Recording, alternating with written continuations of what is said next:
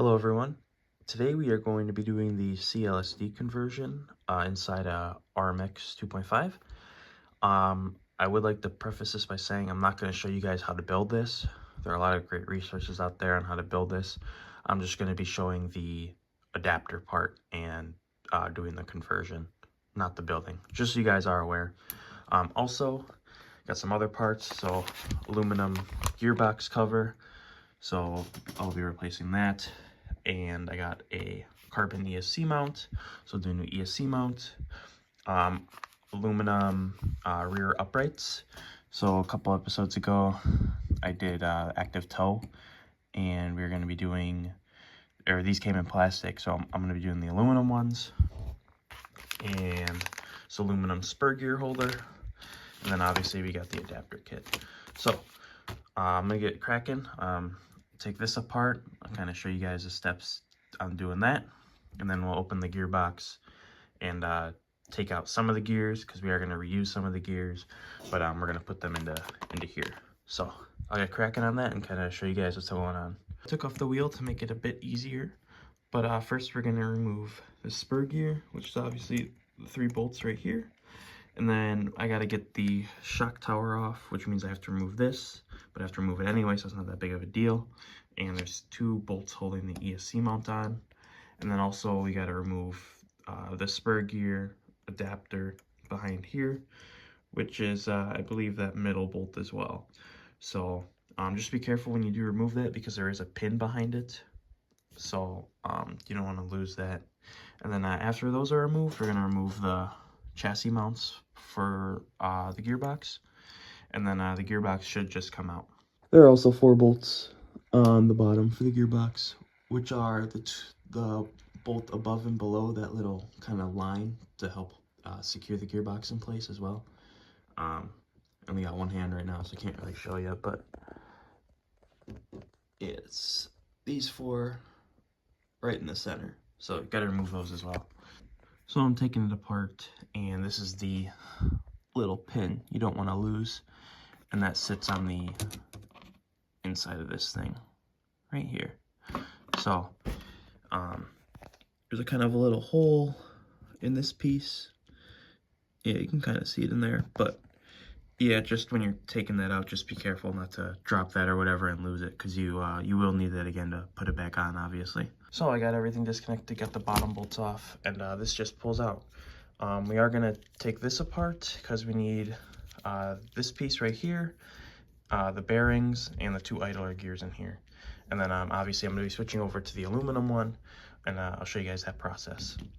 There's one last screw when pulling this off, and it is right there. So you pull that off, and then this whole cover kind of comes off, and we are going to take this piece and these 2 gears to use in the new one. And then obviously this will be replaced with the CLSD. So I'm going to break open the aluminum gearbox, and then I'll show you guys assembling that as well. After opening this, it looks like we are going to have to reuse the bearings in here, which is fine. Otherwise you can get new ones. But yeah, just so you are aware, you are going to have to pull out the bearings as well. Also, there are little spacers on here. Don't lose those. Obviously, those are pretty important as well. You just want to mention, it's not a bad idea to clean up these bearings while you have them out. These were pretty filthy, so I gave them kind of a quick wash. They're not perfect, still a little bit of dirt on them, but they're a lot better than what they were before. All right, after cracking open the adapter kit, you'll have a bigger spacer and a smaller spacer. And then obviously these 2 spacers. These spacers just go over the ball cup. So it's kind of like that, and then obviously all the way through, just like that. And then these ones, so the bigger one, it should be mostly flush with the kind of space they lay out in there. I believe this side is the smaller one, so you're gonna want this one and the smaller one, and then this thicker one is gonna go on the other side. And then I'll kind of show you what it looks like, because if you do notice, it is in a different pattern. The holes are in a different pattern compared to the stock ones, which right here. So yeah, see, these ones are all kind of lined up. Those ones are kind of spaced a bit differently. But yeah, I'll show you what that looks like. So we got the thinner spacer on this side, and you can see there's these little like lips on the spacer as well, and you're gonna want those upwards. So just so you are aware. Now we're gonna put the thicker spacer on this side, right in here, and then we're gonna go ahead and install the gears. I got the gears in, so the bigger gear connects to the input shaft, and the smaller gear is gonna connect to the CLSD. And just remember, there are these tiny little shims kind of on there. You can kind of see, kind of around there. That one popped off a bit. You can kind of see that. So don't lose those. You will need those. So just be careful when taking that off and on and whatnot.